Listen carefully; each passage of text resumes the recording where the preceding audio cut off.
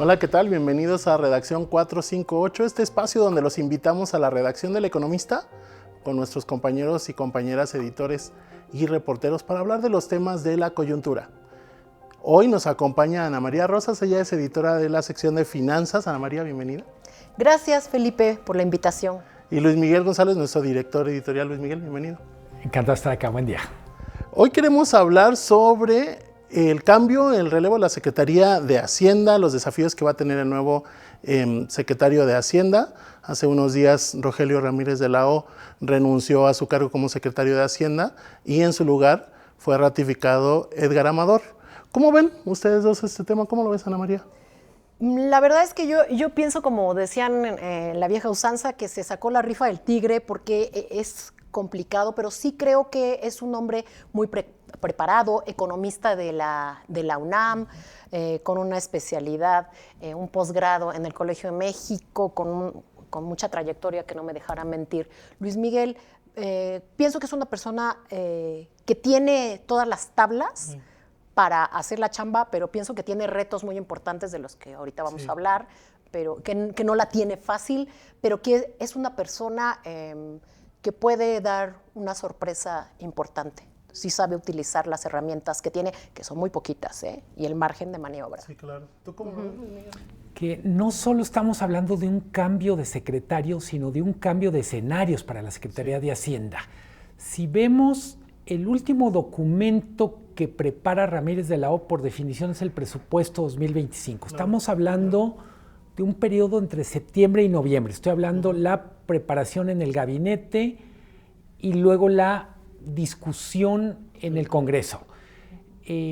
La verdad es que de octubre a ahora cambió de manera tan radical que difícilmente podemos pensar que la tarea del próximo secretario de Hacienda, del secretario de Hacienda que asume, sea respetar la partitura que dejó Ramírez de la O. Claro. Creo que entre las capacidades que van a estar Edgar Amador es comunicar más de lo que comunicó Rogelio Ramírez de la O e improvisar.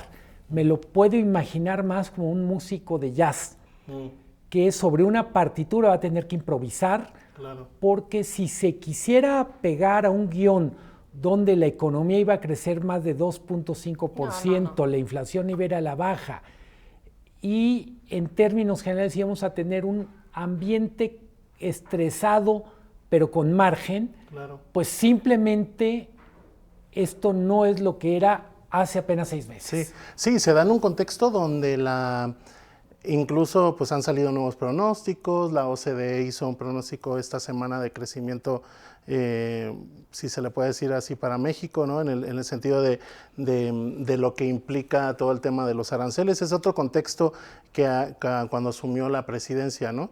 Recordar que Rogelio Ramírez de la O estaba de 2021 en la Secretaría, llegó con López Obrador, se quedó en la transición estos meses del inicio del gobierno de Sheinbaum, y Edgar Amador entra al relevo, ya fue ratificado por la Cámara de Diputados en su cargo.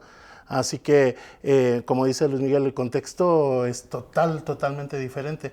¿Tú cómo ves este escenario que ha cambiado y sobre todo con las variables económicas? Sería bueno recordar precisamente que ayer sale la OCDE y habla inclusive si se aplican estos aranceles, que bueno, ya están los aranceles del acero y del hierro, pero bueno, si se multiplica esta posibilidad de que haya más aranceles generalizados, pues podríamos tener incluso una contracción económica de 1.3% del Producto Interno Bruto, y aún sin los aranceles la situación es muy complicada porque sería un crecimiento de 0.1%, que es nada. Estamos hablando del más reciente, ha habido muchos otros, se utiliza ya la palabra recesión, con la cual tenemos que ser muy cuidadosos de lo que esto significa, pero me parece que sí, es un escenario diferente.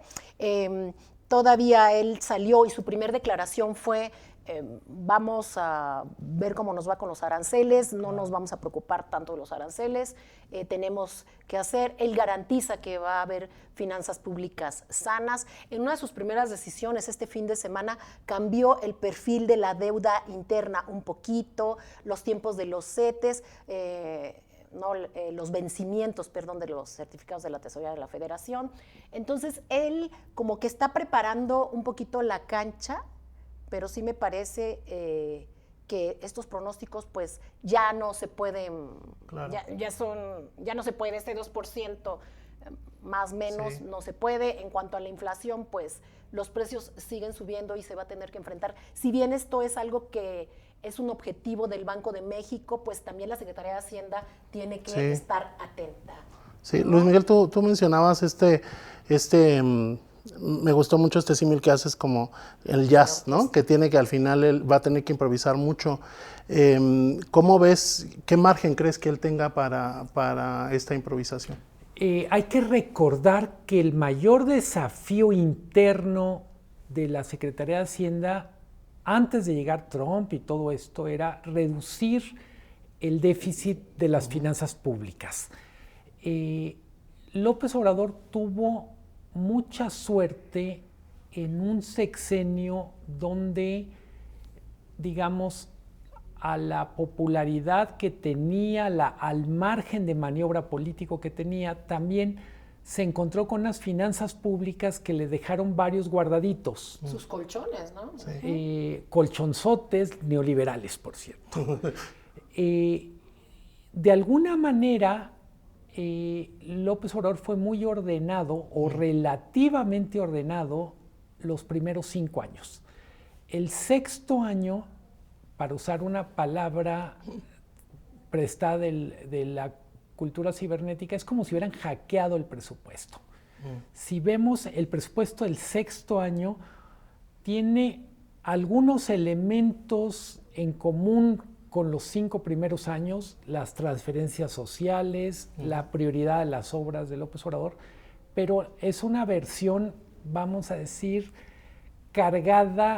turbocargada de eso. Crecieron las transferencias, crecieron los recursos dedicados a las obras emblemáticas o faraónicas. Todo lo que le tocaba hacer a la Secretaría de Hacienda este año era ordenar eso en un contexto en donde la presidenta dice, está muy bien ordenar, pero también yo quiero empezar a dejar la marca de cómo va a ser mi sexenio. Esto se vuelve muy complicado porque es ordenar las finanzas públicas. El compromiso del gobierno es bajarle al déficit, es decir, mejorar los ingresos o bajar el gasto mínimo en 800,000 millones de pesos. En un contexto donde la economía no crece. Y alguien dirá, bueno, ¿qué tiene que ver que la economía crezca o no para las finanzas públicas? Uno de los factores que se considera para la meta de recaudación es cuánto va a crecer la economía. Sí. Es muy claro en algunos impuestos como el IVA. Claro. Si el consumo no está creciendo y tu meta es crecer 10% la recaudación de IVA, ¿cómo le vas a hacer? Entonces, yo diría, uno de los enormes retos es esta consolidación, pero más hay otro reto que tiene nombre y apellido, que es Pemex. Pemex perdió el año pasado 620,000 millones de pesos y dejó de ser una vaca lechera para convertirse en una especie de paciente en estado terminal al que la familia no puede abandonar en el hospital. Sí. ¿Cómo resolver la consolidación fiscal, la reducción del déficit y al mismo tiempo mantener los apoyos a Pemex, echar a andar los programas que la presidenta quiere que empiecen a definir su sexenio, los trenes, la vivienda, algunos nuevos programas sociales? Ese es el reto, iba a decir del secretario de Hacienda, pero del gobierno completo. Claro. Creo que una de las mayores broncas para Edgar Amador es demostrar que además de tener la capacidad técnica que sí tiene, que tiene la capacidad de negociación política para imponerse en un contexto en donde todo mundo va a querer que literalmente que la voluntad de Dios se cumpla en los bueyes del compadre de al lado. Que digan, a ver, sí, hay que recortar, pero ¿por qué me miras pero a mí? No. Aquí está el compañero que yo creo que le sobra un poquito de lonja. Oye, y en un contexto de un nuevo régimen fiscal de Pemex, donde se acaba de aprobar un cambio, ¿no? en la forma en que paga los derechos Pemex. Ana María, ¿tú cuáles ves los principales retos de Edgar Amador?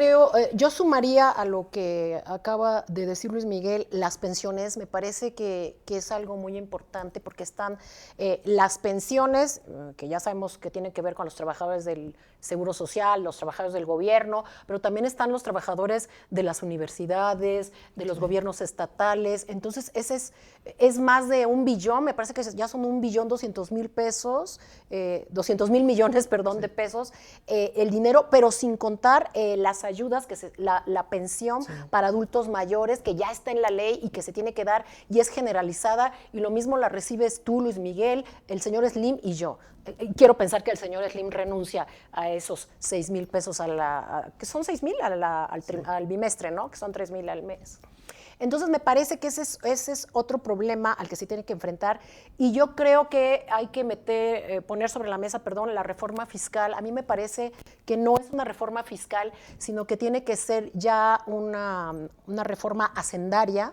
Creo que se tiene que convocar ya una reunión donde tienen que participar los gobiernos estatales, y porque hay mucha tela de dónde cortar, ¿no? A mí me parece que siempre se dice, no, siempre hablan de la contribución, siempre hablan de la tenencia, del predial. Es que no se cobra el predial. El predial se cobra en la Ciudad de México, en el Estado de México, pero hay muchos lugares, muchos municipios que no cobran, y los gobiernos municipales pues no se quieren aventar el tiro, y me parece que sí hay, sin reforma, simplemente aplicando esto. Claro. Hay impuestos a la nómina, impuestos al turismo.